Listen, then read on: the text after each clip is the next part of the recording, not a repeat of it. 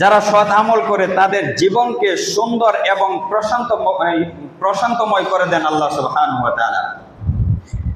সূরা নাহল 16 নম্বর সূরার 57 নম্বর আয়াতের মধ্যে আল্লাহ সুবহানাহু ওয়া তাআলা বলেছেন, মান আমিলা সলিহাম মিন যাকারিন আও উনসা ওয়া হুয়া মুমিন ফালানুহইয়ান্নাহু হায়াতান তাইয়্যিবা।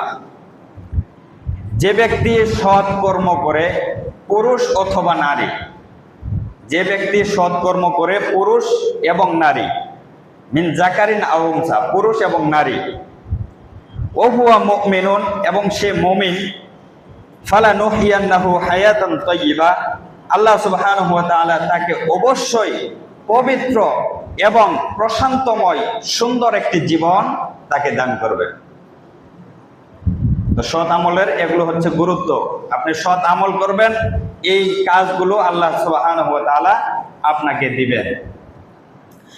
একটি হাদিসের মধ্যে আল্লাহ রাসূল সাল্লাল্লাহু আলাইহি ওয়াসাল্লাম বলেছেন, মুমিনের অবস্থা খুবই আশ্চর্যজনক। মুমিনের অবস্থা, এখানে মানুষের অবস্থা বলা হয় নাই। মুমিন এবং ঈমানদারের ভিতরে পার্থক্য রয়েছে। যারা কালিমা পড়ে তারাই ঈমানদার হতে পারে। যারা কালিমা পড়ে, লা ইলাহা ইল্লাল্লাহকে বিশ্বাস করে, আল্লাহকে বিশ্বাস করে, রসুলকে বিশ্বাস করে, কিতাবসমূহকে বিশ্বাস করে, পূর্বের রসুলগণকে বিশ্বাস করে, আখিরাতকে বিশ্বাস করে এবং কিয়ামত দিবসকে বিশ্বাস করে, এগুলো যারা করে তাদেরকে ঈমানদার বলা হয়, মুমিন বলা হয় না। তো মুমিন অর্জন করতে হলে মুমিনের যে গুণগুলো আছে, বৈশিষ্ট্যগুলো আছে, এগুলো আপনাকে অর্জন করতে হবে। এর ভিতরে 1 নম্বর বৈশিষ্ট্য হচ্ছে সৎ আমলগুলো। এগুলো মুমিনের একটি বৈশিষ্ট্য। সৎ আমল করতে হবে।